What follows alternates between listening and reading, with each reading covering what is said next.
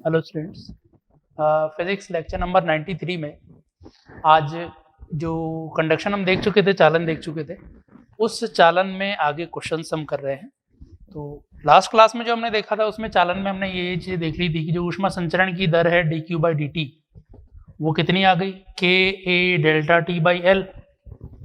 ये कब है? जब एक जैसा ही है पदार्थ, ना तो चालकता बदल रही है, ना तो पदार्थ बदलना चाहिए, ना उसका अनुप्रस्थ काट क्षेत्रफल बदलना चाहिए।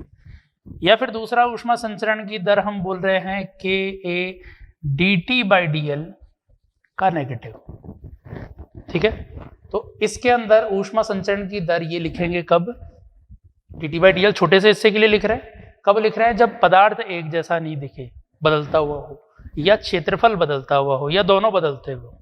तो अगर ये चीजें बदल रही है तो ऊष्मा संचरण की दर हम सेम नहीं बोल रहे, ये बदलती हुई है, और या इस वाले फॉर्मूले में लिख रहे हैं सेम है। तो ये हमारे पास ऊष्मा संचरण की दर आई थी। फिर दूसरा ये था कि श्रेणी क्रम में है, तो एक तो इसमें आर थर्मल बोल सकते हैं इस चीज को मिला के, किस चीज को? L/Ka को।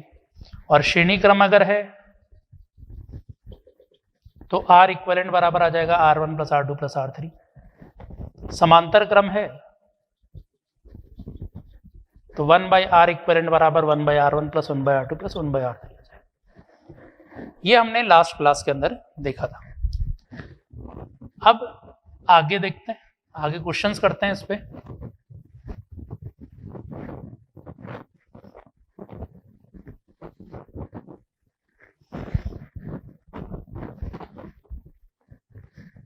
तो देखें, एक क्वेश्चन हमें दे रखा है जिसके अंदर हमें 3 छड़ों को श्रेणी क्रम में लगाया हुआ है।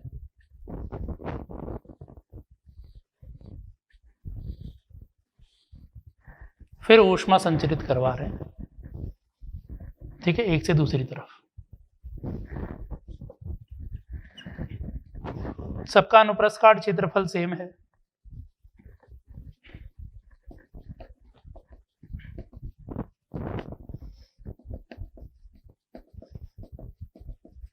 ठीक है, हर किसी की लंबाई L1, L2, L3 दे रखी है, और चालकता दे रखी है K1, K2, K3। तो हमें इसकी तुल्य चालकता बतानी है। तुल्य चालकता ज्ञात करें कि ये जो छड़े हैं, 3 छड़े हैं, इन 3 छड़ों की मिला के तुल्य चालकता कितनी है, ये अपन को ज्ञात करना। ठीक है, अब अपन को जो तुल्य पता है वो तुल्य प्रतिरोध पता है कि अगर श्रेणी क्रम में है तो R1 + R2 + R3, समांतर क्रम में है तो 1/R1 + 1/R2 + 1/R3 बराबर 1/इक्विवेलेंट, ऐसे लिखना है। अब श्रेणी में है कि समांतर में है, तो श्रेणी क्रम का मतलब होता है धारा प्रवाह समान, यहाँ पे ऊष्मा संचरण समान। तो जितनी भी ऊष्मा यहाँ से ली है, खुद का तापमान नहीं बढ़ाएगा स्थायी अवस्था के बाद, खुद का तापमान नहीं बढ़ाएगा स्थायी अवस्था के बाद, तो जो भी ऊष्मा ली है वो आगे भेजेगा, यहाँ पे भी नहीं रुकेगा, उतनी ऊष्मा आगे भेजेगा, उतनी ऊष्मा आगे भेजता जाएगा, भेजता जाएगा। तो ऊष्मा जितनी यहाँ से ली उतनी दूसरी तरफ भेज दी। तो ऊष्मा संचरण की दर हर किसी में समान है, तो धारा अगर हर किसी में समान है तो श्रेणी क्रम बोलते हैं। तो श्रेणी क्रम है प्रतिरोधों का, प्रतिरोधों का श्रेणी क्रम। तो तुल्य प्रतिरोध क्या बोलेंगे? R1 + R2 + R3। Thermal resistance बोल दो, R1, R2, R3। अब R1 कितना? तो रेजिस्टेंस लिखते हैं ρL/A, रो के बजाय यहाँ पे सिग्मा लिख रहे हैं, के लिखना है सिग्मा की जगह, तो L/KA, ये तो सबका सेम है, प्लस L2/K2A प्लस L3/K3। समझ में आ गई बात? तो ये यहाँ पर इनका इक्विवेलेंट आ गया, लेकिन हमें R इक्विवेलेंट नहीं चाहिए, हमें तो तुल्य चालकता चाहिए। तो R इक्विवेलेंट को क्या लिखोगे? जैसे यहाँ पे लिखा L/KA, तो R इक्विवेलेंट को क्या लिखोगे? L equivalent. और L इक्विवेलेंट क्या है? L1 + L2 + L3। L equivalent by K equivalent into A equivalent, K equivalent और नीचे A इक्विवेलेंट लिखना है। तो जितना एरिया यहाँ पर है वही हर जगह एरिया है, तो पूरे को एक ही छड़ बोलेंगे तो भी एरिया तो A ही लेना होगा। ठीक है, तो पूरे का एरिया सेम, इसलिए A लिया। तो यहाँ से A कैंसिल हो जाएगा, तो 1/K इक्विवेलेंट की वैल्यू आ गई L1 by K1 plus L2 by K2 plus L3 by K3, 1 by L1 plus 1 by L2, sorry 1 upon L1 plus L2 plus L3, इसको नीचे ले आए, ये कट गया। तो ये इसका K इक्विवेलेंट आ गया। इसमें दूसरी कंडीशन ये है कि अगर लंबाइयां भी बराबर हो तो K इक्विवेलेंट कितना आएगा, ठीक है ना। तो लंबाइयों को भी बराबर रख दो, लंबाइयों को बराबर रखेंगे तो L L L यहाँ पे आएगा 3L, L कट जाएगा पूरा, 3 रह जाएगा यहाँ पे। तो ये आ गया 1/3 1/K1 plus 1/K2 plus 1/K3। तो ये इसका 1/K इक्विवेलेंट की वैल्यू आ गई। मतलब यहाँ पर जो श्रेणी क्रम है, श्रेणी क्रम के अंदर K कैसे जुड़ रहा है, व्युत्क्रम में, लेकिन सीधा सीधा जुड़ा नहीं, 3 और गुणा हुआ है ना। तो 3/K इक्विवेलेंट बोल सकते हैं, 1/K1 plus 1/K2 plus 1/K3, ऐसे ठीक है। तो ये इसका K इक्विवेलेंट आया जब श्रेणी क्रम में है। तो अगला, अगर समांतर क्रम में ही दे दिया होता ऐसे ही, तो अगला क्वेश्चन यही है,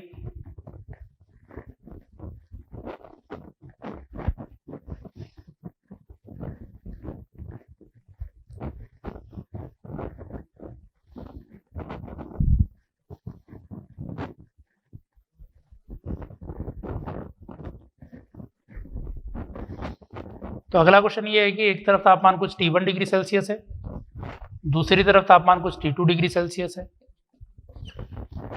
यहां पर एक छड़, कोई दूसरे पदार्थ की दूसरी छड़, कोई तीसरी छड़ इस तरह से लगा दी।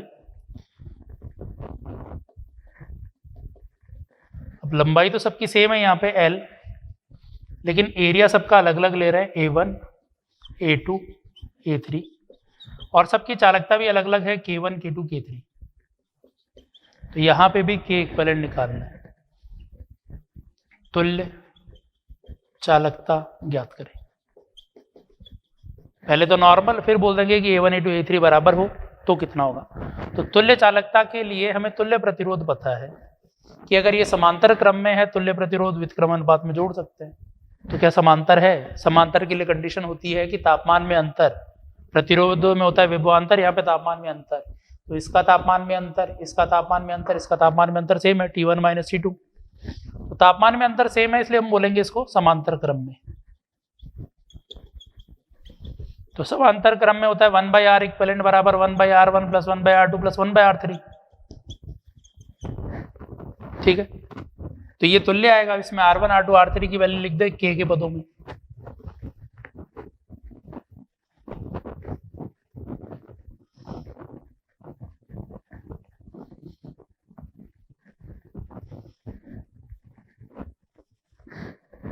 ठीक है, तो 1/R इक्विवेलेंट की जगह लिखा 1/, उसको बाद में लिख देते हैं, पहले इधर लिख देते हैं। R1 की वैल्यू R बराबर L/KA, L सेम है सबका, K कुछ K1 एरिया A1, प्लस दूसरे के लिए वही L/KA, तीसरे के लिए L/KA, और ये किसके बराबर? 1/R equivalent.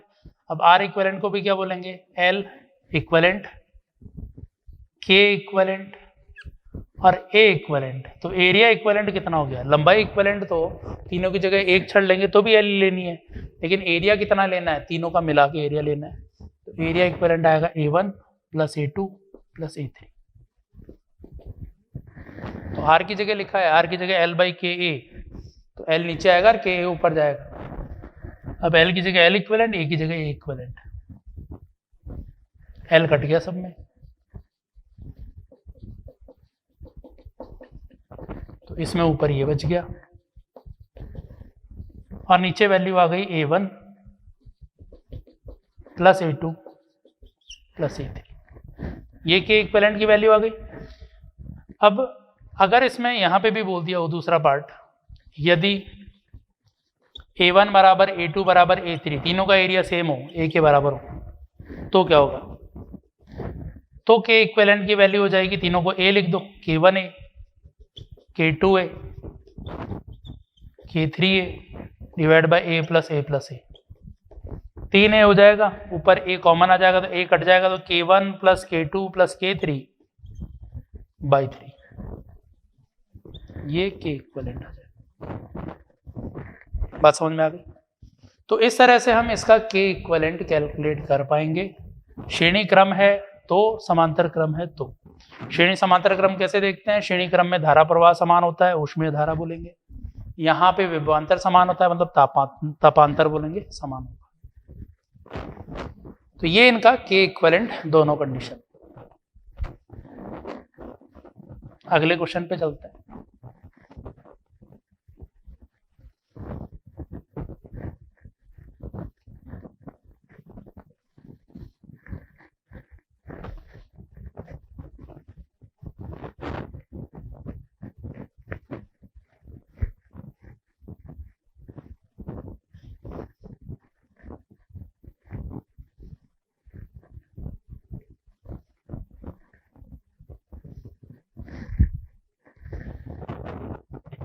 अगले में ये बोल रखा है कि एक मोटी सी दीवार है,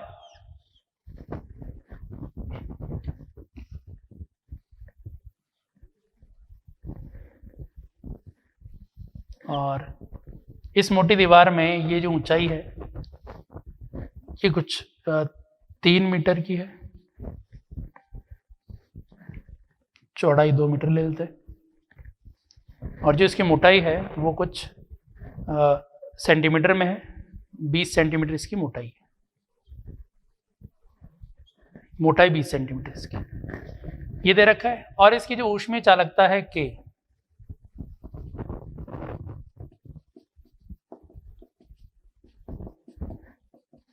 वो दे रखी है 0.5 इकाई थी वॉट पर मीटर पर केल्विन या डिग्री सेल्सियस, ये बोल सकते हैं। डिग्री सेल्सियस लिख लो, K लिखा हुआ था।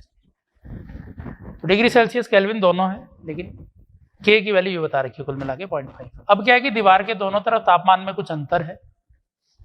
इस तरफ जो तापमान है वो कुछ है 30 डिग्री सेल्सियस, और बाहर इस तरफ जो तापमान है वो है -10 डिग्री सेल्सियस। एक तरफ 30 है, एक तरफ -10 है। तो इस दीवार से ऊष्मा संचरण की दर बतानी है।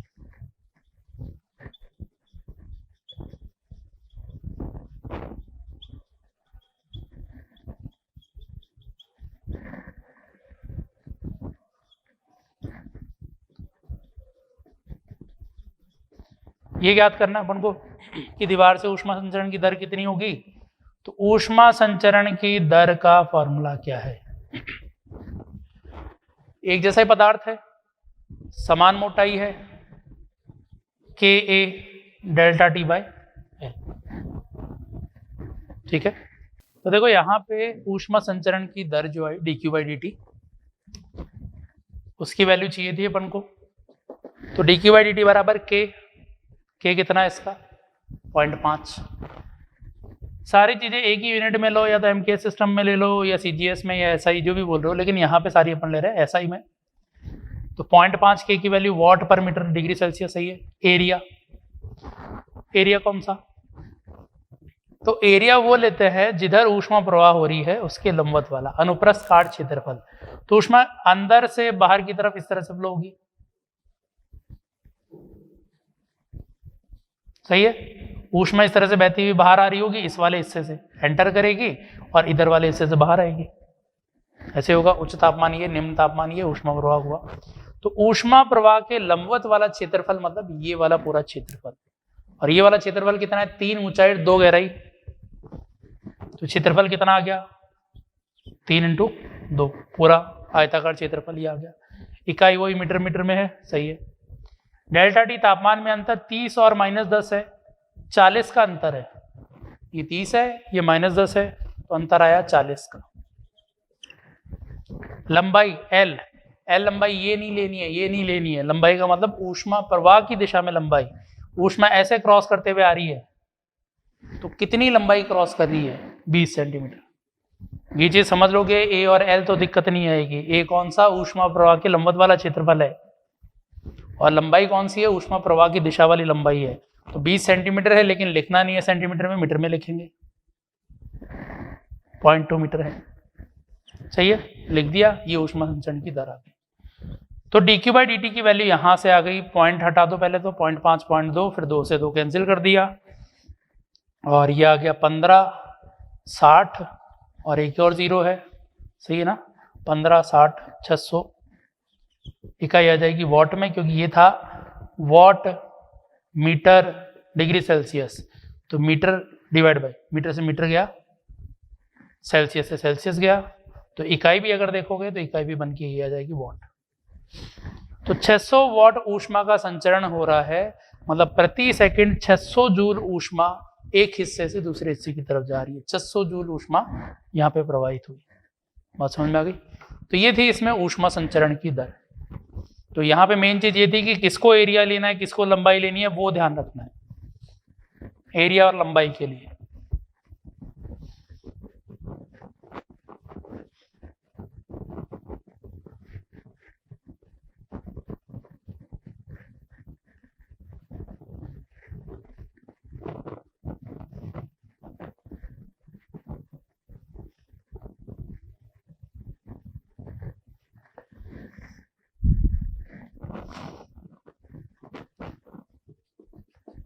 अगला क्वेश्चन देखें।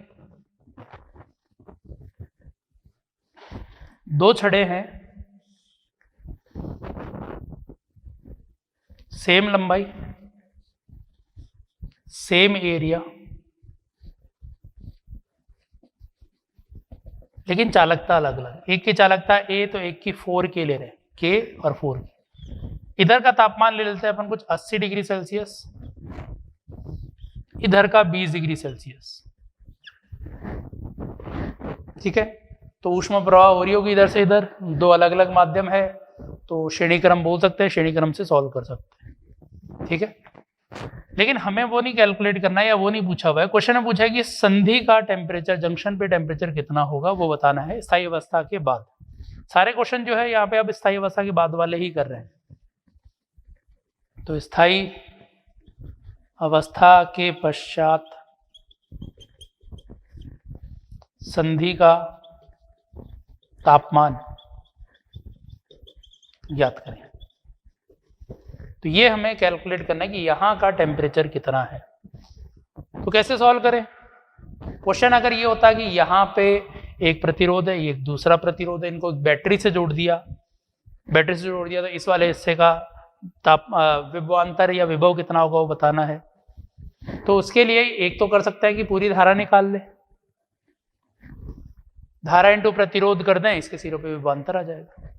तो एक तो तरीका क्या है, कुल विभव बटा कुल प्रतिरोध, करंट इलेक्ट्रिसिटी के आधार पे समझा रहा हूं कि कुल विभवांतर बटा कुल प्रतिरोध श्रेणी में ये हो जाता, ये तो आ जाती धारा,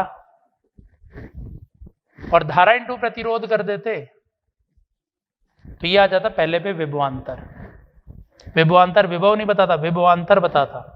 अब विभवांतर को क्या लिखते, इस सिरे और उस सिरे के विभव में अंतर।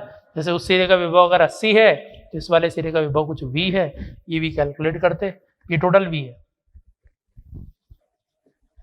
यहाँ पे ये होता है इसके हिसाब से। तो अगर एक तरीका ये था कि कुल धारा निकालो, कुल धारा इंटू प्रतिरोध करके विभवांतर निकालो और विभवांतर से विभव निकालो। यहाँ पे बोल सकते हैं कि कुल ऊष्मीय धारा निकालो, कुल ऊष्मीय धारा से किसी एक के सिरों पर तापांतर निकालो और तापांतर से फिर तापमान निकालो।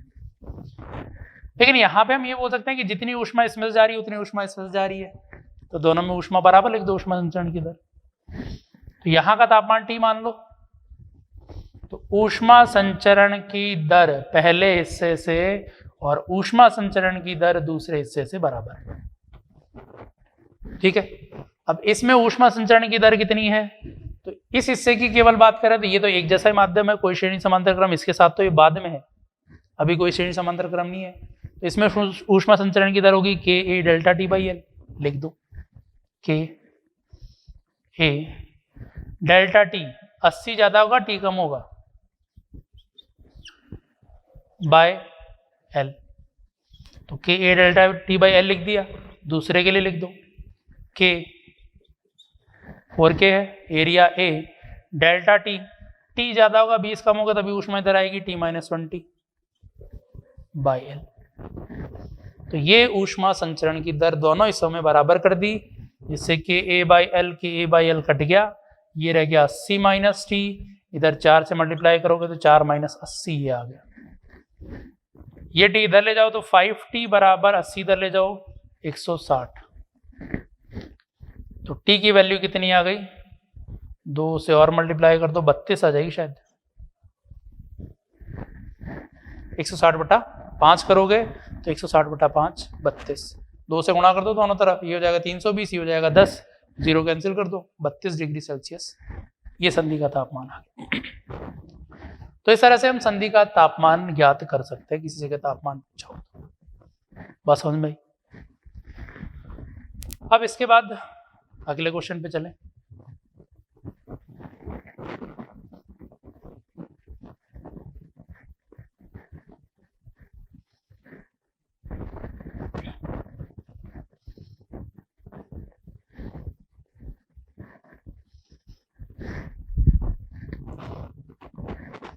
अगले क्वेश्चन में कुछ इस तरह से हमें दे दिया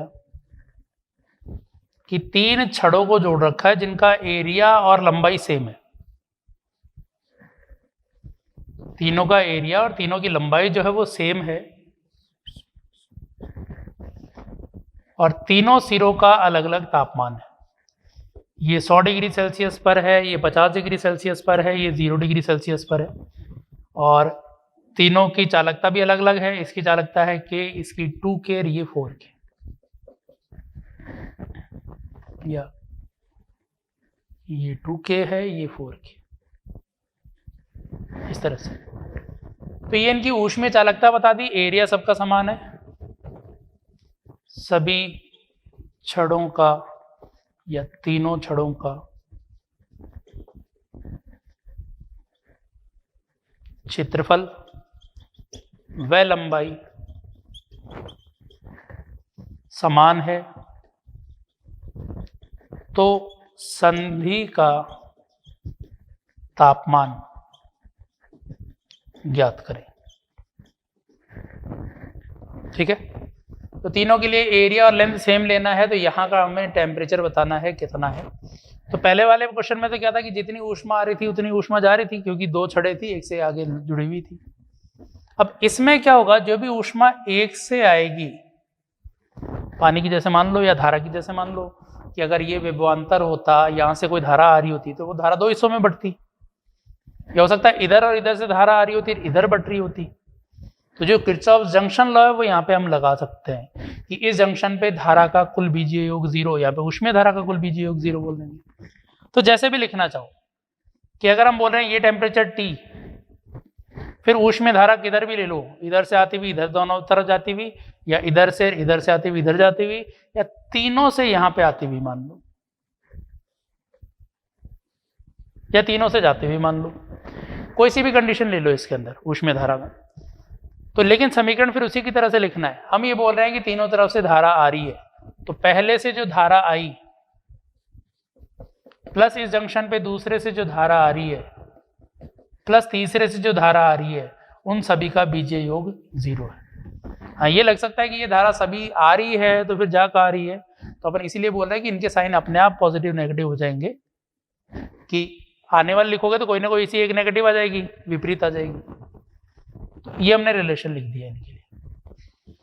तो पहले में जो ऊष्मीय धारा आई वहां से कितनी आएगी, के ए डेल्टा टी बाई एल, के ए डेल्टा टी 100 माइनस टी। हम बोल रहे हैं ना आ रही है ऊष्मा उधर से इधर, तो 100 ज्यादा टी कम बाय एल।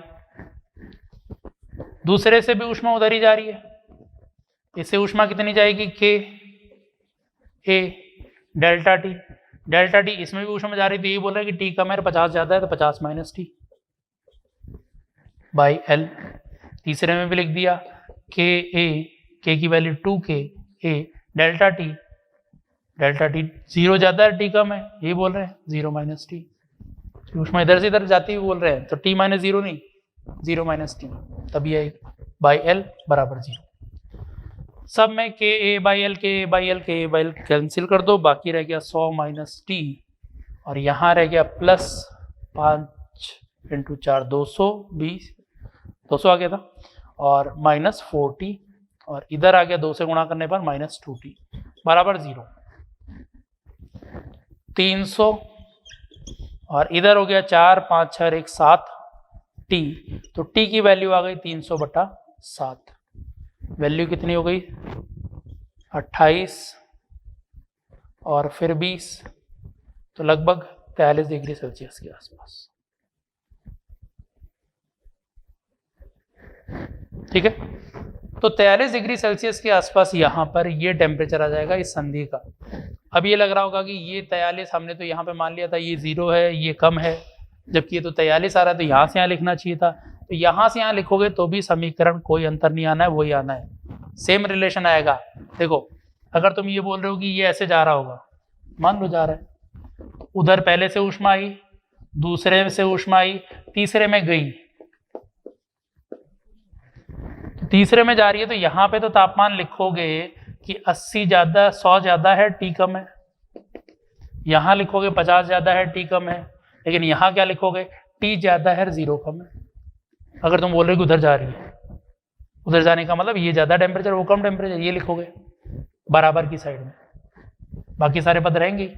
अब अगर इसको इधर ले जाऊं तो फिर नेगेटिव साइन आ ही जाएगा, 0 - t आ जाएगा अगर इधर ले गया तो, इसको उठा के समीकरण को इधर ले गया तो ये लिखा हुआ देखो। तो यहां पर समीकरण कैसे लिखो, रिलेशन वही आना है, लेकिन कैसे लिखने का मतलब ये नहीं कि फिर कुछ भी t - 100 100 - t लिख दिया, वो तो फिर वैसे ही उसी के हिसाब से लिखना है कि इधर से इधर ऊष्मा ला रहे हैं तो 100 - t है, फिर इधर से इधर ले जा रहे हैं तो फिर t - 0 है। तो कुल मिला के धारा का बीजीय योग हमें 0 करना है, किरचॉफ लॉ लगाना है इसमें, और वहां से टेम्परेचर आ गया 43 डिग्री सेल्सियस। ठीक है,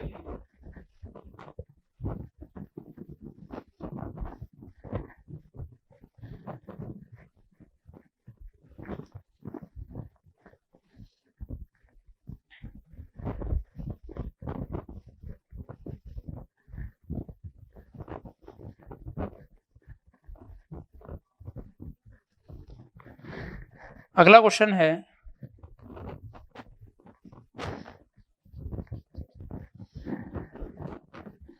कि एक छड़ लगा रखी है, दोनों तरफ तापमान अलग अलग है। इस तरफ तापमान 100 डिग्री सेल्सियस कांस्टेंट है, और यहाँ पे बोल रखा है कि 1 किलो बर्फ है और वो 0 डिग्री सेल्सियस पर है। ठीक है, पूरे इसके अंदर भरी हुई है 1 kg बर्फ 0 डिग्री सेल्सियस पे। इसकी लंबाई, एरिया और के दे रखा है। के की वैल्यू है 200 वाट पर मीटर केल्विन या डिग्री सेल्सियस। लंबाई दे रखी है इसकी 10 सेंटीमीटर। एरिया दे रखा है कुछ 1 metre cube, metre square. Diagram में जरूर ये बड़ा और ये छोटा बना रखा है, लेकिन एक्चुअल में एरिया ज़्यादा है, लंबाई कम है। तो इसमें हमें बताना है कि कितने समय में बर्फ पूरी पिघल जाएगी। तो वह समय ज्ञात करें।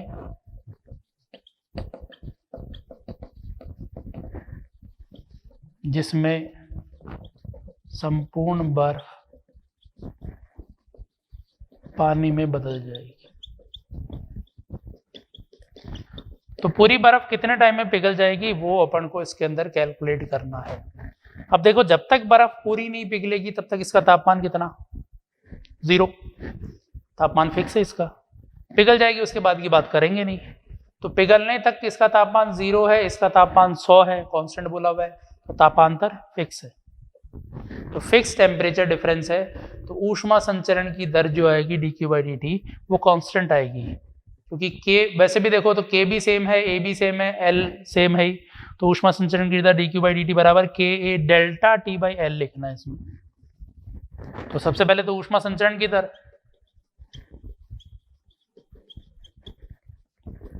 दो फॉर्मूले थे अपने पास, dq/dt बराबर ka डेल्टा t/l और dt/dl।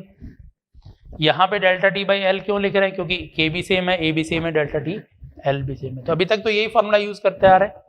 dt/dl आगे देखेंगे कैसे यूज करना है, कब यूज करना पड़ेगा। तो यहाँ पे तो ka डेल्टा t/l यूज कर रहे हैं। के सेम, ए सेम, डेल्टा टी, एल सारी चीज़ें कांस्टेंट है इसलिए। तो के की वैल्यू लिख दी 200, एरिया 1, तापमान में अंतर हमेशा ही 100 का, लंबाई 10 सेंटीमीटर लेकिन लिखेंगे मीटर में, 10 सेंटीमीटर 0.1 मीटर। तो ये ऊष्मा संचरण की दर आई, 0.1 और ले गए ऊपर, तो 2 गुणा 10 की घात 5 वॉट या जूल पर सेकंड, वॉट बोल दो जूल पर सेकंड बोल दो। तो इतनी ऊष्मा हर एक सेकंड जा रही है कि 2 गुणा 10 की घात 5 जूल जाएगी 1 सेकंड में, और ये फिक्स रहेगी क्योंकि कोई सी चीज नहीं बदल रही इसमें। तो शुरुआत में जब बर्फ पिघलना चालू होगी तब से लेकर बर्फ पूरी नहीं पिघल जाएगी तब तक प्रति सेकंड इतनी ऊष्मा जाएगी। अब उस ऊष्मा से ये पूरी बर्फ पिघलनी है टी समय में, तो कुल ऊष्मा टी समय में दे दी ये प्रति सेकंड इंटू टी। तो टी समय में कुल ऊष्मा, यहां लिख रहा हूं ऊपर, टी समय में कुल ऊष्मा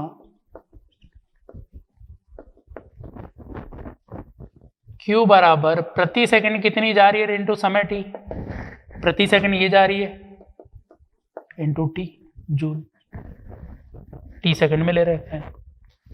अब इससे बर्फ पिघलेगी तो बर्फ पिघलने में ऊष्मा,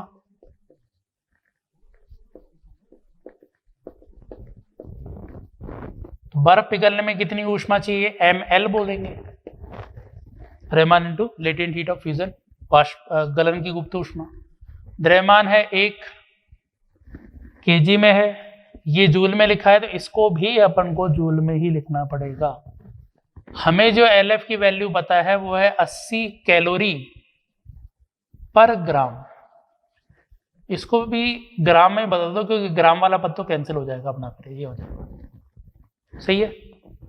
तो ग्राम से ग्राम गया, ये आ गया 80,000 कैलोरी, लेकिन ये जूल ये कैलोरी बदलो इसको, तो 80,000 इंटू मैकेनिकल हीट इक्विवेलेंट बोल दो या 4.2 जूल बोल दो, इससे गुणा कर दिया, ये जूल में कन्वर्ट कर देगा। तो ये हो गया 16, 32 और एक 33 और पॉइंट लग जाएगा यहाँ पर, सही है, क्योंकि मैं गुणा कर रहा हूँ 8 इंटू 42, 8 इंटू 4.2, बाकी रह गया 10⁴ जूल।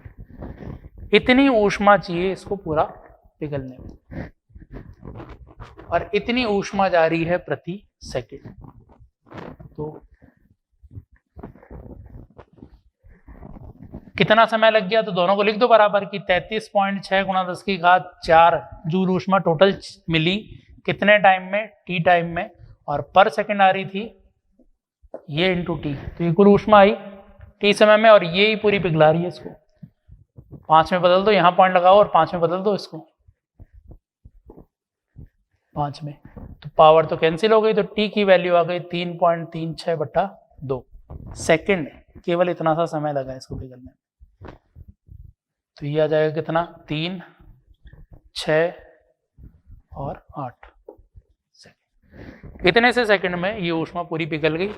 इतना सा समय क्यों आ रहा है, क्योंकि चालकता बहुत ज्यादा ली है अपन ने, ये मेटल की चालकता इसी तरह से होती है। फिर एरिया भी ज्यादा लिया है, 1 मीटर स्क्वायर का मतलब 1 मीटर का बहुत बड़ा एरिया ले लिया अपन ने, तो एरिया भी ज्यादा ले रखा है, और उसमें फिर ऊष्मा संचरण की बात कर रहे थे, बहुत कम मोटाई, तो इसलिए समय ज्यादा आएगा। अगर एरिया छोटा लेते तो समय कम आया इस समय, एरिया ज्यादा कम लेते तो समय ज्यादा आ जाता, या चालकता कम लेते तो समय ज्यादा आ जाता। तो ये था ऊष्मा संचरण की दर से ऊष्मा कैसे कैलकुलेट करनी है। तो दर पता थी, ये आई थी, तो कितनी ऊष्मा दी तो टी से मल्टीप्लाई कर दिया। हो सकता है ये परिवर्तित होती हुई भी हो, उस पर भी आएंगे।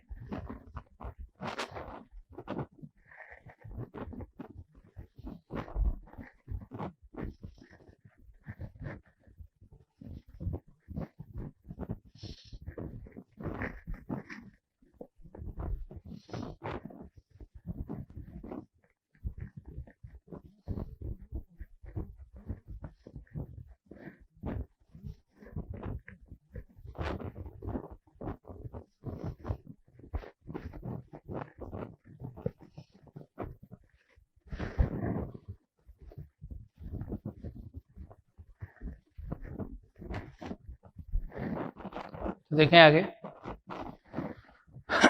जैसे कोई एक तरफ तापमान T1 ले रखा है, T2 ले रखा है, फिर यहाँ पे हमने छड़ लगा रखी है। तो अगर हमें छड़ के हर एक हिस्से का तापमान दूरी के साथ बनाना हो, ग्राफ देखना हो, ये मान लो वो शुरुआत में एग्जांपल लिया था वैसे 100 ही है, ये 0 है। छड़ का तापमान पहले 30 था, लेकिन बाद में क्या हो गया, हर एक हिस्से का तापमान अलग अलग कांस्टेंट हो गया स्थायी अवस्था के बाद। तो स्थायी अवस्था के बाद इसका तापमान कैसे रहेगा, वो ग्राफ अपन ने वहां तो बना दिया था सीधी लाइन, लेकिन क्या है सीधी लाइन, तो वो यहाँ पे अपन देखना चाह रहे हैं। ये 100 डिग्री सेल्सियस, ये 0 डिग्री सेल्सियस ग्राफ।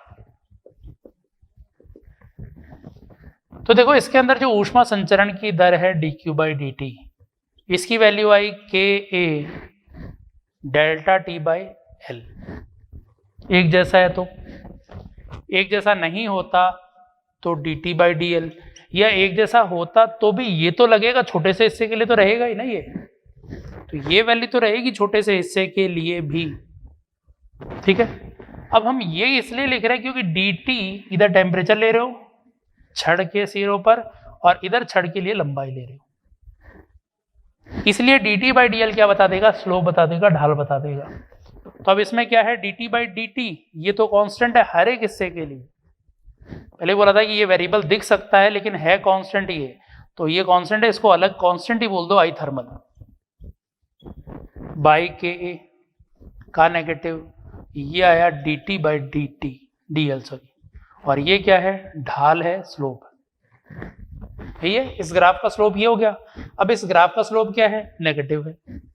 फिर दूसरा क्या है कि आई थर्मल कांस्टेंट है, हर एक हिस्से से ऊष्मा प्रवाह की दर समान है, K सेम है। हमें T और L के साथ देखना है ना, तो ना तो हर एक हिस्से के तापमान के साथ ऊष्मा संचरण की दर बदल रही है, ना लंबाई के साथ बदल रही है।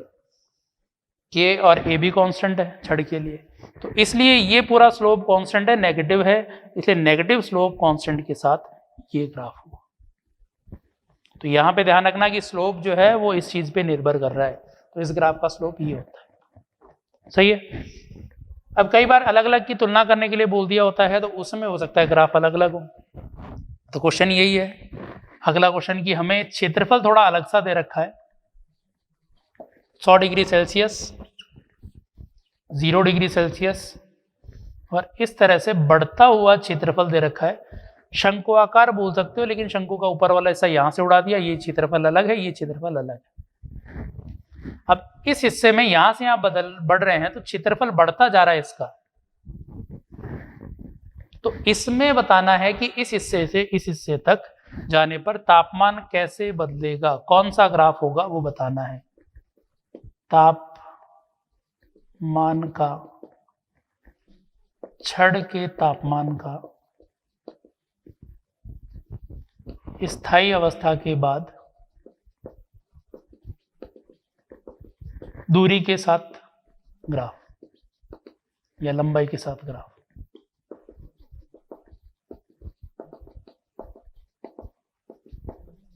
बताइए, ठीक है। तो दूरी के साथ इसमें बताना है कि किस तरह से तापमान बदलेगा।